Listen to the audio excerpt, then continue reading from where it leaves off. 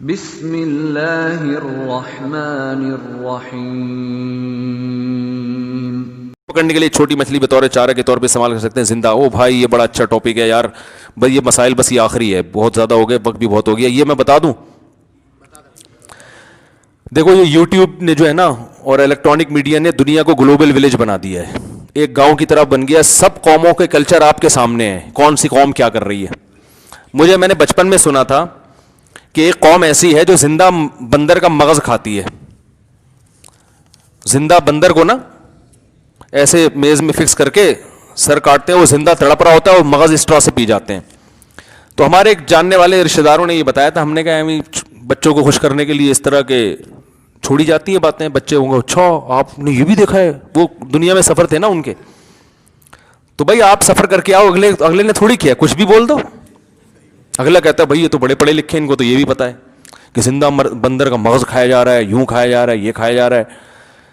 لیکن اب یوٹیوب پہ ہم نے دیکھا واقعی کھایا جاتا ہے۔ جانوروں کے ساتھ بہت ظلم ہو رہا ہے دنیا میں۔ اسلام خدا کی قسم بہت بڑی رحمت ہے۔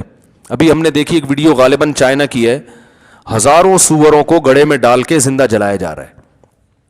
کس طرح وہ تڑپ رہے ہیں، بھاگ رہے ہیں۔ جلنا جو ہے کوئی معمولی تکلیف نہیں ہوتی، اور جلنے سے انسان مرتا بہت دیر سے ہے، کیونکہ اوپر سے کھال جلتی رہتی ہے، دماغ نہیں جلتا۔ موت کا طریقہ ایسا ہونا چاہیے جس سے سب سے پہلے دماغ ڈیمیج ہو، سمجھ رہے ہیں نا، تاکہ دماغ میں درد کو محسوس کرنے کی حس ختم ہو جائے۔ آپ جانور کو زندہ جلا رہے ہو کافی دیر، آگ میں آپ کبھی انگلی آگ کے قریب لے کر جاؤ، آپ کو پتا چلے گا۔ نبی صلی اللہ علیہ وسلم نے نہیں فرمایا کہ ایک عورت نے ایک بلی کو بھوکا پیاسا رکھا اور مر گئی وہ بھوک پیاس سے، اللہ نے اس عورت کی ساری نیکیاں برباد کر کے اس کو جہنم کی آگ میں ڈال دیا۔ اتنا ظلم کیا، بھوک پیاس سے مارا، تو نے تکلیف دے رہی تھی، ذبح کر دیتی، گولی سے مار دیتی۔ تو آپ بتاؤ ایک بلی کو یہ اذیت ہے، یہ اس طرح سے سوروں کو گڑھے میں ڈال کے آگ لگانا، اور پھر وہ ابھی زندہ ہوتے ہیں مٹی ڈال کے دفن کر دینا، صرف اپنی ٹینشن سے بچنے کے لیے کہ یار ٹھیک ہے مارنا پڑتا ہے بعض دفعہ جانوروں کو، بھائی کوئی ایسا طریقہ بھی کر لو جس سے تکلیف کم ہو، آپ کو تھوڑی ٹینشن زیادہ ہو، جانور کو تکلیف کم ہو۔ تو جب میں اس میں گیا تو مجھے پتا چلا، وہ جو ہمارے کچھ چائنا میں بھی انہوں نے کہا یہاں تو زندہ کتے کو کھولتی ہوئی کڑائی میں ڈال دیتے ہیں۔ زندہ کتا ہے، اٹھا کے کھولتی ہوئی کڑائی میں ڈال دیا۔ وجہ اس کی ہے کہ جو لائیو جانور ہے نا اس کے کھانے کا کہتے ہیں مزہ ہی کچھ اور ہے۔ وہ زندہ ہوتا ہے، تڑپ رہا ہوتا ہے، پھر اس کی کھال اتار کے کھانا شروع کر دیتے ہیں۔ عرب جو ہے نا اپنی زندہ بیٹی کو درگور کرتے تھے، وجہ اس کی یہ تھی کہ اس سے قصاص لینے والا کوئی نہیں تھا، کیونکہ باپ ہوتا ہے نا بیٹی کی طرف سے لڑتا ہے، باپ ہی جب ظلم کر رہا ہے تو کون قصاص لے گا، بولیں گے بھائی ان کا گھر کا معاملہ ہے۔ قرآن نے کہا وَإِذَا الْمَوْءُودَةُ سُئِلَتْ بِأَيِّ ذَنبٍ قُتِلَتْ، میں قصاص لوں گا قیامت کے دن، میں اس بچی کو عدالت کے کٹہرے میں لا کے کھڑا کروں گا اور پوچھوں گا بتا تجھے کس جرم میں قتل کیا گیا۔ نہیں آ رہی بات؟ عربوں نے پھر بچیوں کو قتل کرنا چھوڑ دیا کہ بھئی ہم تو یہ سمجھ رہے ہیں کوئی نہیں ہے۔ تو یاد رکھو ان جانوروں پہ جو ظلم ہوتا ہے، آپ یہ نہ سمجھے کہ ان کی طرف سے کوئی نہیں ہے، اللہ انتقام لے گا قیامت کے دن۔ جانور پہ بھی حد سے زیادہ بوجھ نہ ڈالیں، اس کا بھی ایک رائٹ ہے جو اللہ نے اس کو دیا ہے۔ اور آپ صلی اللہ علیہ وسلم نے تو جانور پر اچھے جانور کے ساتھ حسن سلوک کا حکم دیا ہے، ظلم تو دور کی بات۔ صحابہ نے پوچھا یا رسول اللہ جانوروں پر بھی اچھا سلوک کرنے کا ثواب ملے گا؟ فرمایا کتب الاحسان علی کل شیء، فرمایا کہ ایک حدیث کا مفہوم ہے، الفاظ آتے ہیں فی کل کبد ذی رطبۃ، ہر تر جگر والی چیز، یعنی ہر وہ چیز جس میں جان و حیات ہو، اس کے ساتھ اللہ نے اس پر اجر کا احسان رکھا ہے۔ ایک صحابی نے وہ پرندے کے بچوں کو اٹھا لیا نا، اب وہ ماں جو ہے نا بیچاری اپنے بچوں کے لیے، جانور کو اپنے بچوں سے بڑی محبت ہوتی ہے۔ آپ بلی کو دیکھو نا، بلی ویسے بڑی تمیز سے رہے گی آپ کے ساتھ، پلے گی، جب بچے دے گی تو آپ اس کا اسٹائل ہی دیکھو گے چینج ہو جائے گی۔ اپنے بچوں کے لیے نا اس پہ ایسی محبت اللہ نے اس کے دل میں ڈال دی ہے۔ تو لوگ کیا کرتے ہیں، وہ ماں کے بغیر بچے اٹھا کے پھینک کے آ جاتے ہیں۔ یہ غلط کر رہے ہو بھائی، بچوں سمیت ماں کو کہیں پھینک کے آ جاؤ۔ تو ماں کو الگ کر دیا، بچوں کو پھینک دیا، وہ بھوکے، یا ہم نے دیکھا کئی دفعہ روڈ پہ چھوٹے بلی کے بچے پڑے بھوکے پیاسے تڑپ رہے ہوتے ہیں، مر رہے ہوتے ہیں۔ تو ہم یہ نہیں کہہ رہے کہ آپ کتے کو فیملی ممبر بنا لیں انگریزوں کی طرح، انہوں نے تو یا تو ایک طرف ادھر ہو گئے یا دوسری طرف اتنا کہ احسان پر آئے تو کتا جو ہے نا، وہ جو انسان ہے وہ کتا لگ رہا ہوتا ہے کتے کے آگے، کتے کے ساتھ اتنا اچھا سلوک ہو رہا ہوتا ہے.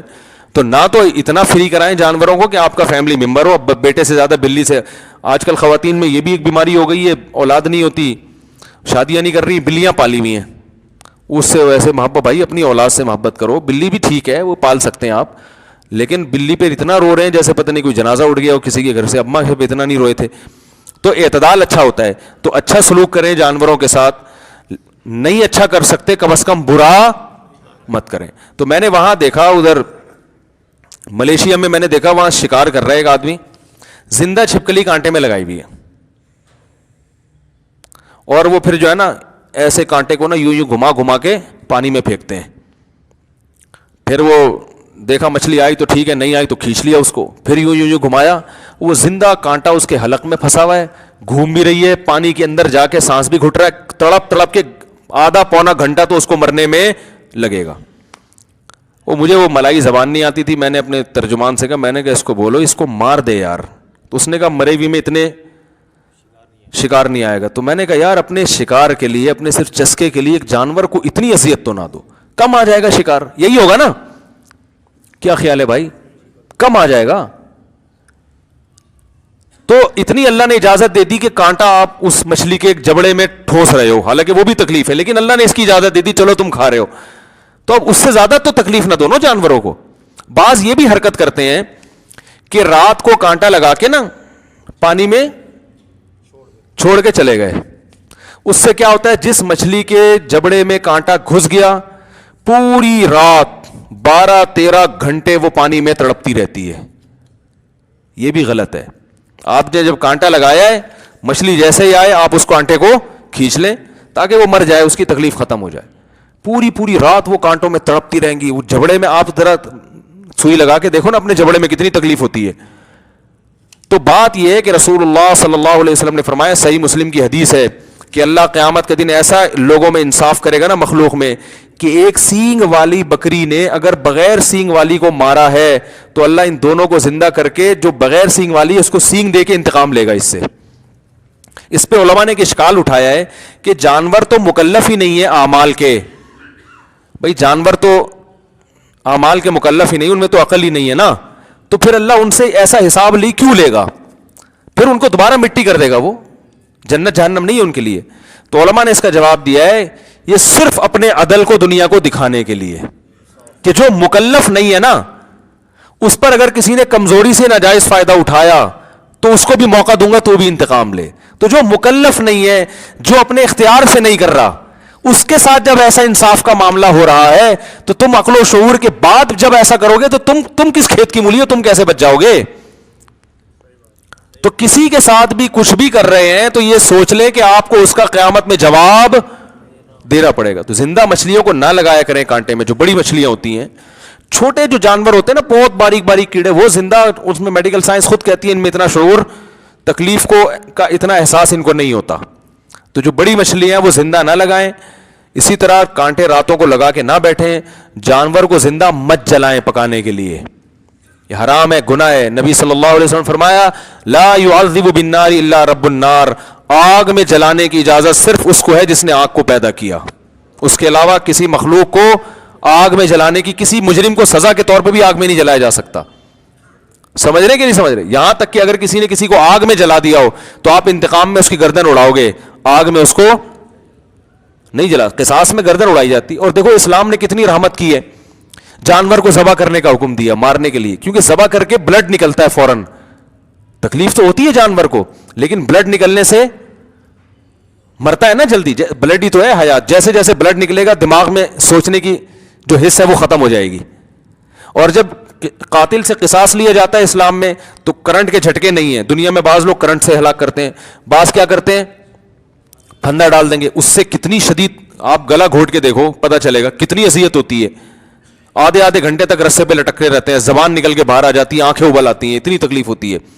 تو دنیا میں مختلف زہر دے کے مارا جاتا ہے قاتل کو. وہ تڑپ تڑپ کے جو ہے نا، جو پھانسی کے مجرم ہوتے ہیں نا، زہر میں آتے گل جاتی ہے، ان کی بہت اذیت ہوتی ہے. اسلام نے کیسی زبردست قاتل کے ساتھ یہ احسان کیا ہے کہ جب اس کو مارنا ہے تو ایسے طریقے سے مارو کہ دہشت بیٹھے تکلیف نہ ہو.